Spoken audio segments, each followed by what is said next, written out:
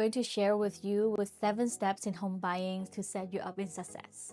Once you understand these 7 steps, the home buying process will become much clearer. Let's get started. Step 1. Partner with the right real estate agent. This is one of the most important part of the process. When I got my first house in 2021, I worked with a refinance agent I found online. It's also very common for people to work with a friend or a family member who has the realtor license. Knowing what I know now as a real estate agent in the Bay Area, I would recommend you to talk to a few agents first before you decide who to work with. A good local agent will help you do your due diligence and guide you through disclosures such as home inspection report, termite report, and natural hazard report. They will also help you understand the condition of the homes and identify potential red flags. Many good agents also have strong relationships with lenders, trusted contractors, and inspectors, which can save you tons of time and efforts in finding different contractors, especially when you plan to renovate your house after closing. Step 2. Get pre-approved. Finding a good real estate agent and a good loan officer are important in building your team. I recommend talking to at least 2 lenders so you can compare rates and loan options. You can work with larger banks like Bank of America, Chase, Wells Fargo's, or online lenders like Rocket Mortgage, or lenders recommended by your agents, friends, or family.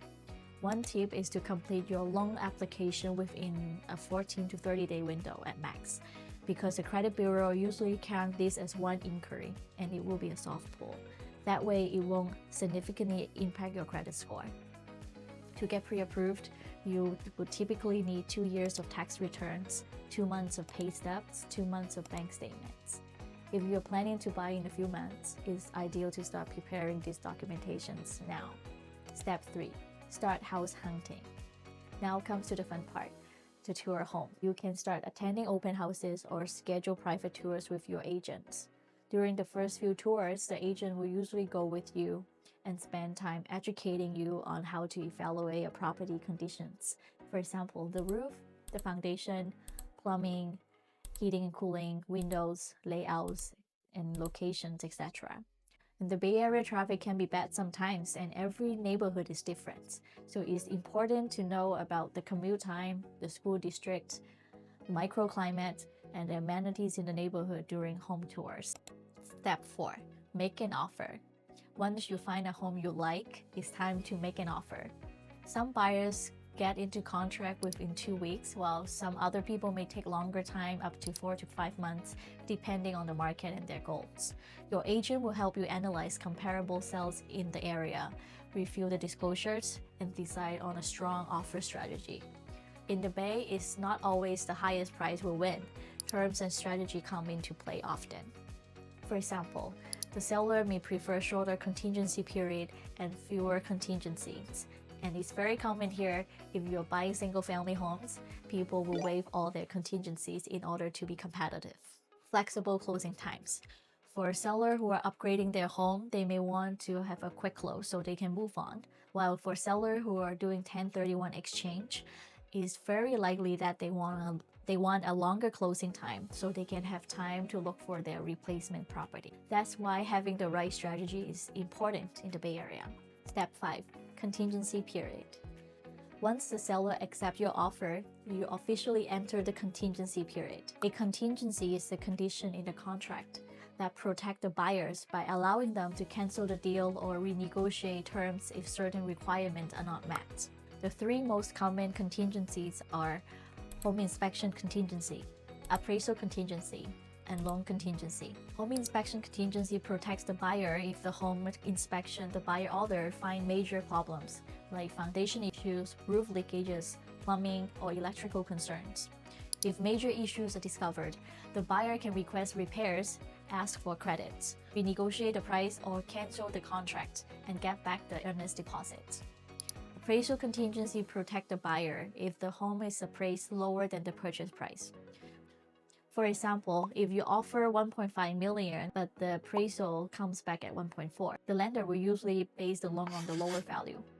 In this case, the buyer may need to cover the difference out of pocket. If there is an appraisal contingency in place, the buyer can have the option to renegotiate with the seller or cancel the contract. Loan contingency.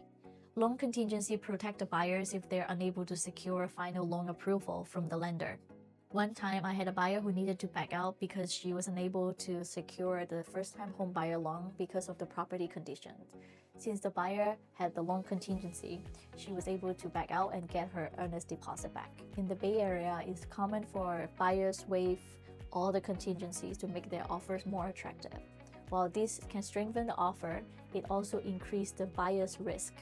That's why it's important to fully understand the disclosures, the inspections, your finances, and what you're getting into before waiving all the contingencies. If you want to be educated on real estate or to be updated with the housing market in the Bay, don't forget to hit like and subscribe. Step 6. Underwriting and final loan approval. While you're busy dealing with the contingencies, your loan officer is also working hard on your underwriting and loan approval. This is the time when the lender fully reviews and verifies everything you submitted. During this time, it's very important to keep your finances stable. Please do not change your job, do not open a new credit card, don't buy a new car, and don't have large expenses before closing. Because if your financial situation changes during underwriting, it may delay closing. Step 7. Closing day. If everything goes smoothly, you will officially close on the home on closing day.